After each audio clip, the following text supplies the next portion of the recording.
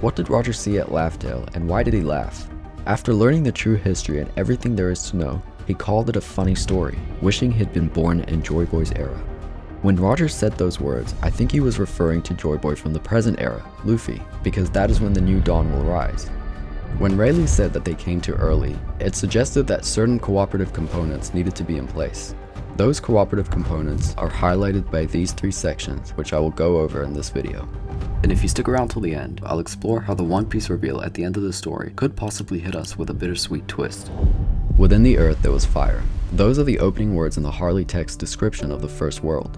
But Japanese can be nuanced in translation. It could mean that the earth was on fire or there was fire inside the earth. Each translation shifts the imagery quite a bit, and it kinda reminded me of Hollow Earth theory, a vast inner world lit by a central sun. There are many myths like this, from Atlantis to other lost civilizations, always describing an advanced age powered by an abundant energy source. Whether the inner sun or the crystal heart of Atlantis, in all these stories the Golden Age begins and ends with the discovery and destruction of its power source. I believe the Harley text's first line is not describing a fire of destruction, but rather the power source in its rightful place. But where exactly was its rightful place? Well, I firmly believe that the answer lies in the very reason why Laughdale cannot be traced by a log pose. And interestingly enough, the secret of Marijoa likely holds the other half of that answer. But let's for a moment put that aside and come back after we've explored some crucial lore.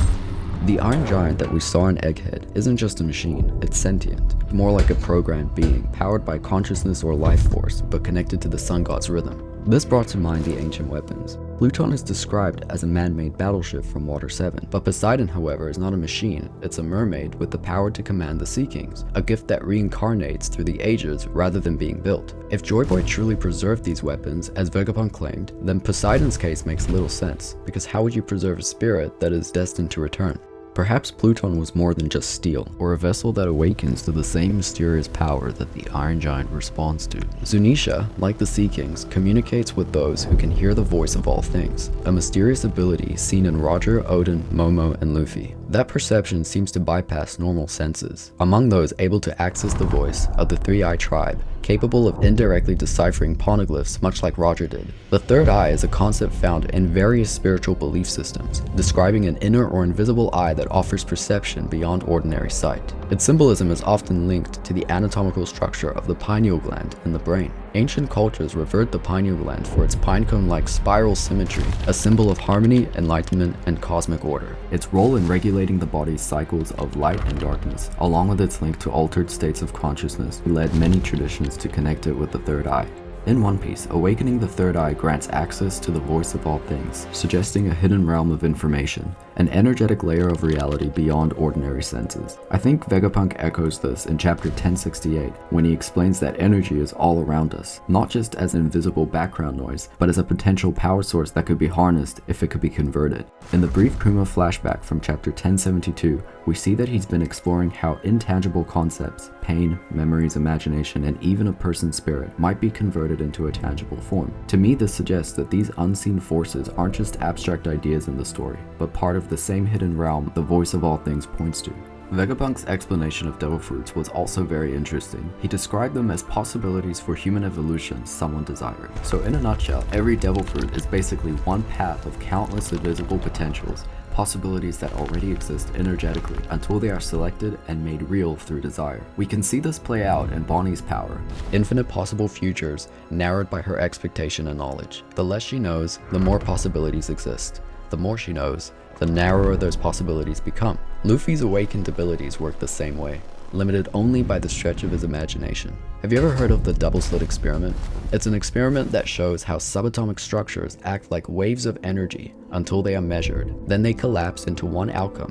What makes it famous is that it highlights the role of observation in quantum mechanics, as the act of measurement can influence the outcome. In the world of One Piece, it seems like manifestation is a real thing, and if Vegapunk was to give some form of logical explanation, I believe he would go down this path.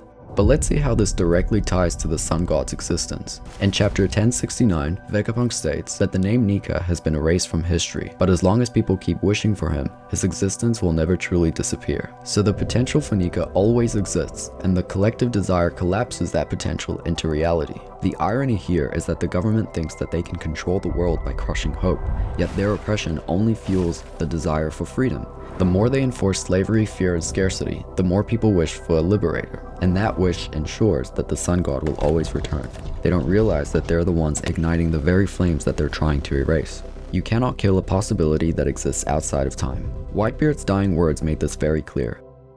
Let's see how this ties to the Will of D. When Marcus Mars saw Vegapunk's partially decapitated head, he wondered what is death and where do a man's ideas reside. Einstein saw time as a single block where past, present, and future all coexist, making death less of an end and more of a shift in perspective. Energy can never be destroyed, only transformed.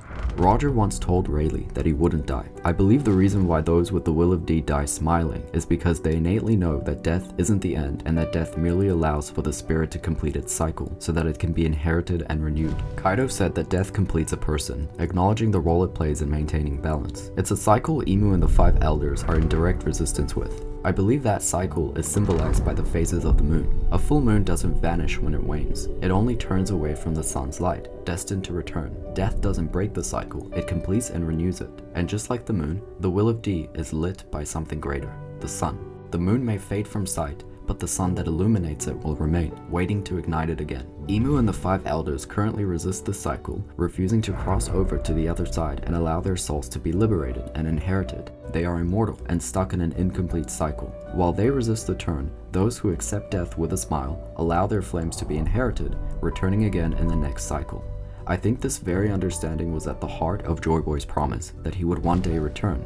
In the Fishman Island arc, the Sea Kings wondered if the Noah would be fixed by the promised time, potentially hinting at the plan to bring the new dawn that's been passed down through the ages. A smile at death may be the signature the spirit leaves behind as a symbol of that ancient promise and the cycle that will deliver it. Speaking of moon cycles, the Harley text described two groups of people dreaming, the people of the moon and people of the half moon. That line makes me scratch my head a bit because Lunarian literally means people of the moon. If that's the moon people, then who exactly are the half moon? Is it half Lunarians? This is where Blackbeard came to mind because his lineage is a crucial mystery in the story, and his father Rox has the two-tone hair which as of now the colors have not been confirmed, but if his hair is black and white then it's possibly hinting that he's got a mix of that Lunarian DNA. Lunarians were once called gods, living at the very top of the red line and carrying flames on their backs, which directly ties to the energy source.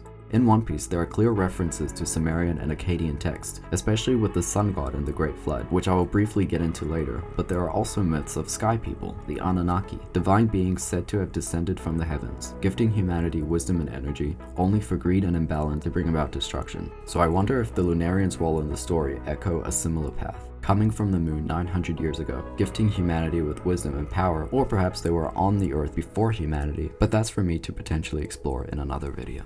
So in One Piece, dreams never die. In my previous video, I go over how certain devil fruits could potentially be used to conceive an undying flame, particularly the Opi Opi no Mi, which can perform an eternal youth surgery, and Kuma's paw fruit, which can give form to the intangible, things like pain and memory.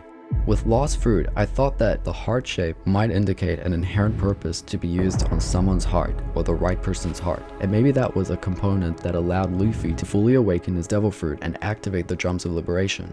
In One Piece, dreams and desires are consistently interchangeable with the flame, and it's Luffy's heartbeat that awakens advanced technology like Emmet, which is why I believe that the heart, the spirit, and dreams are all interchangeable, just different faces of the same fire. When Vegapunk studied Kuma, I think he realized that if pain and memory can be given form, then maybe dreams and desires can too, allowing him to conceive the eternal flame, a fire fueled by the undying dreams. By the way, speaking on converting the intangible into form, in the first version of Romance Dawn, it is said that the devil fruits come from the illusion tree that bears them at most every 50 years. If the sunlight tree Eve can absorb sunlight and channel it through its roots, could there also be a tree that absorbs human dreams or illusions, converting them into fruits that make them real? Something else worth thinking about is that devil fruits, especially zones, have a will of their own. The Five Elders themselves admitted that the Nika fruit had evaded them for 800 years, speculating that it was due to its own will. and perhaps Shanks used this fact to his advantage. Rather than stealing it from CP9, he was retrieving what they had stolen. Shanks probably knew that this fruit would inevitably find its way and be eaten by the one that he'd been waiting for. In a way, it was the compass that would point him straight to Joy Boy. When Luffy revealed his true dream to Shanks, it confirmed to him that he was the one the world had been waiting for. He recognized those words as not a coincidence, but as the inherited spirit of Roger and Joy Boy, the natural result of how spirit, hope, and dreams live on forever. It seems like Shanks has been in search and keeping an eye on all the cooperative components needed to bring the new dawn, and that's probably also why he gatekeeps Elbaf as his territory, because of its deep-rooted ties to Nika. The Sun God echoes many ancient stories from history. In 1881, excavations at the ruins of Babylon revealed thousands of stone tablets dating to the 6th century BC. Among the finds was the tablet of Shamash, the Mesopotamian sun god. He is depicted far larger in size compared to humans, but this is common for depictions of gods. In Sumerian texts, the sun god's sun disk was described as the focal point of worship that allowed direct connection with divine wisdom. You will also find stories of a great flood in Sumerian and Akkadian texts. In those stories, the god Enki warns the king Ziozidra to build a huge boat so he can survive the flood that the gods send to punish humanity. This partially echoes the second world of the Harley texts, which describes how man killed the sun, causing the sea god to storm. Notice the use of the word killed. They killed the sun. I actually believe that the sun wasn't just a blazing power source. A single mother flame wasn't enough to awaken a sentient robot like Emmett, yet Luffy's heartbeat was, so perhaps raw energy alone isn't sufficient, and it takes rhythm in a living beat. If one flame isn't enough, then maybe when countless flames unite to form a sun, it becomes equivalent of a heart, except on a planetary scale. And that kind of energy wouldn't just power technology, it would carry the spark to ignite life and consciousness itself, exactly as we saw in Emmett. In that sense, the sun itself, when its flames are united, may have embodied a form of intelligence, the vessel through which the voice of all things was once heard by everyone. But then corruption scattered those flames and broke the connection. The world went quiet with only a few that can still hear its whispers. The curse of the sea emerged as a response to this act, stripping devil fruit users of their ability to swim as equal punishment. The solar cross is one of the most ancient sun symbols in human history. It shows up in Neolithic carvings, Bronze Age art, Norse mythology, and even early Christianity. In many mythologies, the sun is carried across the sky in a chariot or wheel, with the wheel itself becoming a symbol of the sun's cycle. At its core, the solar cross represents the sun at the center, the heart of the world, radiating its life force in 4 directions. Its 4-part structure divided the cross into quadrants, 4 directions, 4 seasons, 4 times a day. Culturally, it was often tied to cyclical renewal, death and rebirth through the sun's eternal return. The world of One Piece seems to mirror this perfectly. 4 seas divided into quadrants, split apart by the Red Line and the Grand Line. It's believed that the reason ancients used the cross symbol for the sun is because when sunlight passed through mist or scratched surfaces, it naturally radiated into a cross shape. Without optics, they saw the sun scatter out its rays in 4 directions, which perhaps could mean that in One Piece, restoring the sun would also mean healing the world's fractured cross, bringing its quadrants back together into one piece. So right now, the heart of the world is broken, the sea is cursed, and humanity is divided. Desires and dreams have turned against each other, splintered instead of unified, which is why it can only be restored through someone who embodies the unifying rhythm. Joy Boy, who doesn't just carry his own flame, but he reignites the flame in everyone else. So now where exactly did the sun reside? If the sun is the world's heart, then its pulse would radiate like a field, just like the human heart, which generates the body's strongest electromagnetic field, measurable well beyond the skin. When the heart and brain fall into coherence, beating in rhythm, the entire system moves into harmony. On a planetary scale, the parallel would be the poles, which stabilize the Earth's magnetic fields. I believe Laughdale marks the place where the sun once anchored that pulse. Unlike other islands, it cannot be tracked by a log post, not because it gives off no signal, but because it sits at the 0 point, the anchor of the planet where its rhythm begins to pulse. The log post can't register it the same way a compass needle can't point north if you're standing directly at magnetic north. And this is where the circumnavigation comes in. The Grand Line is a closed loop. A sailor who follows the log post endlessly will always circle the Grand Line, but never land on Laughdale. because the island sits at the 0 point the log post can't lock onto, and that is why 4 road poneglyphs are needed to triangulate its position, just like sailors relied on stars or the sun when compasses failed near the poles. There's another potential reason I think Laughdale can't be detected by a log post. It's a bit sketchy, but during the Egghead arc, we saw some very subtle and strange things in Vegapunk's introduction. He phased through the Iron Giant as if it was one of Egghead's holograms, except it's still physical and touchable. As this was happening, we also hear him yell out some strange stuff, like re-quasar and something about spacetime getting twisted while he's warping. A quasar is one of the most powerful things in the universe. It's like a cosmic engine powered by a supermassive black hole, and it radiates with energy across the entire electromagnetic spectrum.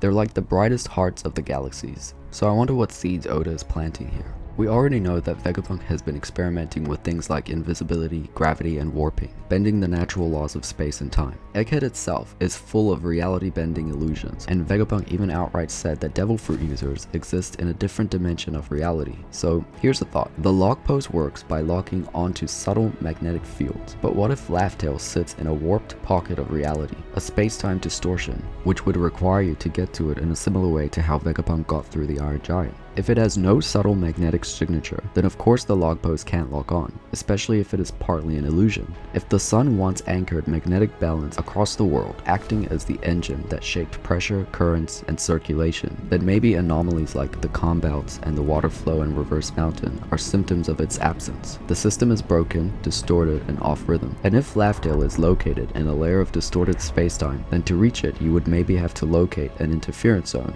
or a pocket where spacetime bends so you can get through to its dimension. Since Laughdale lies at the true center of the Grand Line, the endpoint of every route, yet unreachable by the log post, its natural counterpart would be Marijoa, the false capital, built at the summit of the Red Line, where all routes converge. They stand as polar opposites. Metaphorically, this plays out as the clash between the world government and the Marines on one side, and the pirates chasing the treasure at Laughdale on the other. And perhaps the most compelling revelation of this is with the cross on Luffy's chest and the cross on Kobe's forehead. I recently connected with the creator of the Den Den Kushi channel, since we noticed that we have both been arriving at some strikingly similar conclusions. His video, The One Piece is the Heart, unpacks this in incredible detail. The example that struck me the most was the first panel of Chapter 1, Roger's execution, with the crossed swords intersecting just over his heart. Pair that with Kobe's forehead scar, and the symbolism becomes clear. Kobe, destined as the future head of the Marines, represents the mind, and Luffy, carrying the scar over his chest and restoring the sun, represents the heart, the new dawn of the planet. When we look at the voice of all things, symbolized as the third eye, many traditions say that the pineal gland awakens through heart-brain coherence. In the same way, the planet right now, its heart suppressed, its mind distorted. But if coherence is restored, the voice of all things would resonate again, because the veil would lift. So what was Roger staring at, and why did he laugh? He laughed for two main reasons. The first reason Roger laughed was because he showed up early to the party. I think the treasure he saw was the setup of a banquet prepared in the past but set to take place at the promised time. At the heart of the banquet lies the missing piece, whatever relic Joy Boy left behind for his future self to finally ignite the new dawn. Because this banquet isn't just a celebration, it's the very engine that brings the new morning. Just like Luffy's heart, which is an extension of the power source, the rhythm of unity from the celebration will restore the sun. And I believe that's why it's called the vast treasure. It awakens the world to limitless potential, providing endless energy and the means to materialize the very dreams and desires that fuel it. This festival is the mirror opposite of the reverie. The nobles gather in Marijoa around a table where only kings and tyrants are welcome. But Joy Boy's banquet is not for rulers, it's for his nakama. The world right now is literally fractured and divided by barriers. But Luffy's dream puts it back together into one piece, where they all meet again. A single world, united, celebrating under the same sun that fuels Luffy's colossal banquet forever. When thinking of ideas for what Luffy's dream might be, I revisited the earlier versions of the Romance Dawn and noticed how Shanks was always teasing Luffy for not being able to swim, even before he ate his devil fruit. And then after he ate it, Shanks told him he would definitely never be able to swim, no matter how hard he tried. I thought that was interesting. Perhaps Luffy's dream is to lift the curse of the sea so he can swim, something that may naturally happen once the sun is restored. Right now, the Grand Line is a pirate's graveyard, a sea of chaos, traps, and death. But what if Luffy's dream is to flip that completely, to open it into a paradise, a true pirate haven? In my previous video, we discussed how Blackbeard, Emu, and Luffy have different flavors of the same dream. Blackbeard dreams of ruling the world and turning Hachinosu into a pirate paradise. Emu desires ruling through Marijoa, a haven for his chosen allies. But Luffy dreams to be the freest on the seas, in a world where his friends never go hungry. And I do think that part of that freedom is being able to jump into the ocean and not drown. And that's why I think it ties back to the sun, the source of the world's vast treasures. Luffy's dream is to open up the Grand Line by uniting the oceans so that everyone has the freedom to chase their dreams without any limits. Restoring the sun would bring balance and natural order to the world, which will lift the curse of the sea and would finally transform what once was the Grand Line into a sea of paradise. The current state of the sun, with its embers scattered across the world fighting against each other, shows us that rulers and Morganeers can never restore its rhythm. Divide and conquer disperses the sun. Joy and unity brings those pieces back together to wholeness, into one piece. And this brings us to the second reason Roger left. He realized that the world had to collapse first. The irony was too rich. The ancient weapons weren't doomsday devices at all, but instruments of rebirth, tools not for destruction but for chasing the most absurd dream imaginable. And the contrast of that would have been hilarious. The Harley texts describe the sun god dancing and laughing as the world heads to its end. Madame surely foresaw a straw-hatted man destroying Fishman Island. On the surface, it sounds catastrophic, but it's a misdirect. Oda hides rebirth inside the language of destruction. The end isn't annihilation, but the collapse of the false order that's kept humanity divided, asleep, and ironically dreaming for a new dawn. As far as the new dawn goes, I had a fun idea for how the sun might shape the planet's look. Imagine planetary rings like Saturn's, but instead of rock and ice, they're arcs of fire. A magnet radiates from pole to pole, and when you scatter iron filings around it, they naturally form curved loops around the center.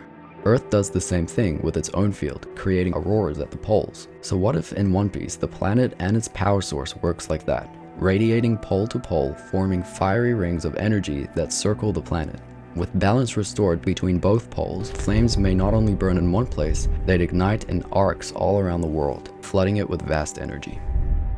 Alright, let's quickly explore a possible reason why One Piece may be heading towards a sad but bittersweet ending. During Kuma's flashback, Dragon was asked about his son Luffy, to which Dragon didn't answer. Visibly troubled by the question, he warned Kuma that if he kept pressing, it would kill him. To me, that feels more than just the guilt of fatherly absence. His cryptic words in Lockdown, when he quietly saw Luffy off on his adventure, felt like someone watching fate unfold exactly as intended. So it feels like Dragon knows Luffy isn't an ordinary person, just like Shanks knew the truth long before anyone else. Luffy isn't just another pirate chasing a dream. He is the sun god, a being brought into the world through the collective desire for a liberator. The existence of Nika and Joy Boy may very well be a balancing byproduct of the sun's corruption, whose flames got scattered, misused, and eventually killed. That desperate wish for freedom gave birth to the Warrior of Liberation, which in this era took the form of Luffy. Luffy has been the light and soul of both the series and the world of One Piece. He's simple, always happy, and lives in the present moment. His heartbeat's ability to awaken ancient tech may indicate that he's an extension of the sun's power source, a physical fragment of it, perhaps the missing piece that's been waiting to return. Vegapunk said the energy source he discovered will one day enrich the lives of everyone,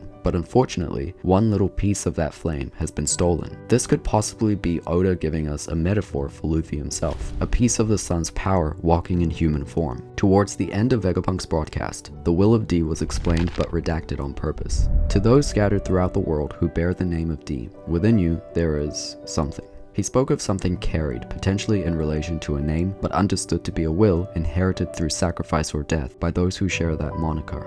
The promised time, the new dawn, the sun's restoration, all different faces of the same thing. Perhaps among those with the will of D, there is the spirit of the sun itself. Two main things are waiting to return in the world, Joy Boy and the sun. They could potentially be the same thing, destined to return to the world as a result of inherited will and cycles. When thinking back at the symbol of the cross and the solar cross, the X burned across his chest, directly over his heart, is reminiscent of certain practices seen across traditions. They all carried the same meaning, the life force given up for something greater. In Christianity, it was the ultimate act of sacrifice. In Nordic and Bronze Age traditions, the solar cross symbolized the sun's eternal cycle, burning itself each day so life could thrive, dying at sunset only to be reborn at dawn. This is why I think a bittersweet ending is possible. When Luffy fulfills his role, he may not remain in the world. Maybe it's something Shanks will have to explain to the crew once the history is fully realized by all. No grand farewells, no parting speeches, just the return of the Straw Hat as promised. Perhaps in the final moments, at the height of the banquet, the Sun God laughs one last time and dances the sun awake. It marks the end of the old world and the dawn of the new.